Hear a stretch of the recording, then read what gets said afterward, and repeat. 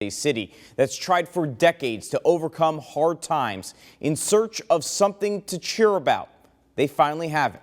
Benton Harbor's image on a local and national landscape has not been a good one, but now this once prosperous city is receiving positive national attention, including last week on SportsCenter. It's not a movie. It's exactly what happened at Benton Harbor. Benton Harbor football has been a bottom feeder for decades. 4 wins total in 8 years entering 2015. Not a single win in either of the last 2 seasons. Enter Elliot Uzelac. Great day to be a Tiger. Where in the hell else would you rather be? The 74-year-old former Navy and St. Joe, Michigan coach is back on the sidelines at the urging of his wife. Hey, I think you're a little bored.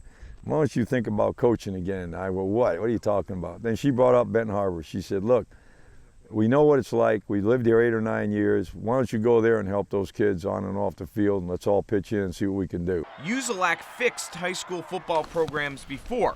He did it at St. Joe. The Bears were 0-9 when he arrived. Poison! Hey, one more, Coach. Well, I got time, one more. By year 2 in 2007, he led St. Joe to an undefeated regular season and a trip to the Division III state semifinals. Let's go! But Benton Harbor? My best friends told me I was crazy. Everybody just shook their head and said, what are you doing? Uzelac had his demands. I wanted to have tutoring, and which we have. I wanted to make sure we had a opportunity to check their grades every other week, and we're doing that.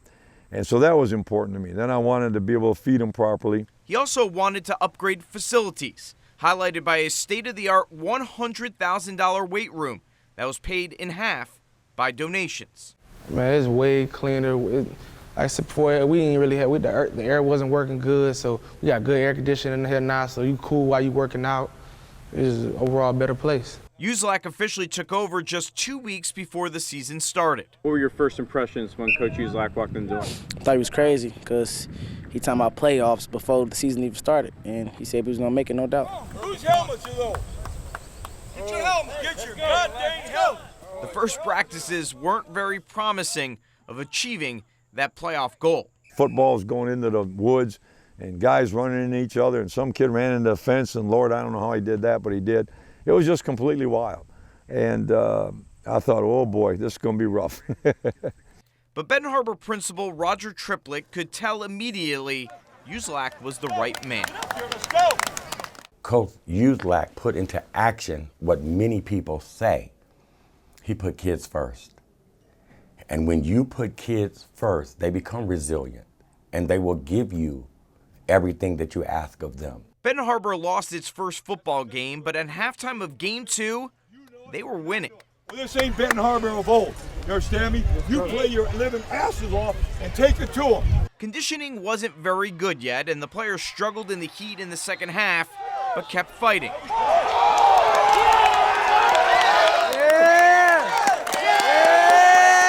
An interception in the final minutes sealed it. Benton Harbor won its first football game since 2012. The celebration pretty epic.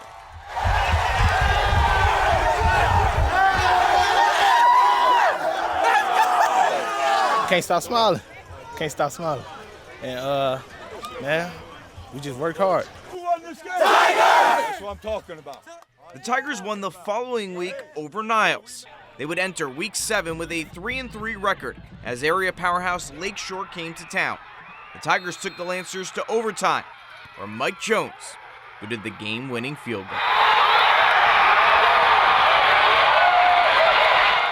Benton Harbor beat Lakeshore.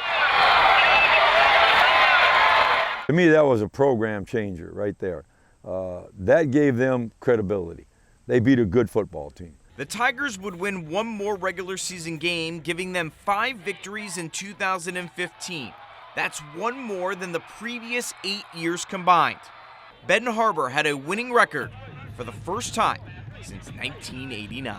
Because Benton Harbor, we never had this much love before. Like, you know, everybody's always so used to us losing, so now it's like a new wave. This community is going through a lot of tough times. economic depression here, and we've had some very difficult times here. So I think this football team has given them hope. It's given them a little smile on their face. Last Friday night, Tiger fans packed the stands for the first playoff game in school history. This team wouldn't let the ride end now.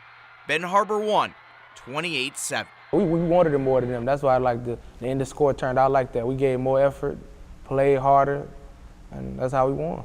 You just won the first playoff game in the history of Benton Harbor High School. Congratulations! Now the nation's eyes are on Benton Harbor. Everyone is talking about the Tigers. What are we talking about?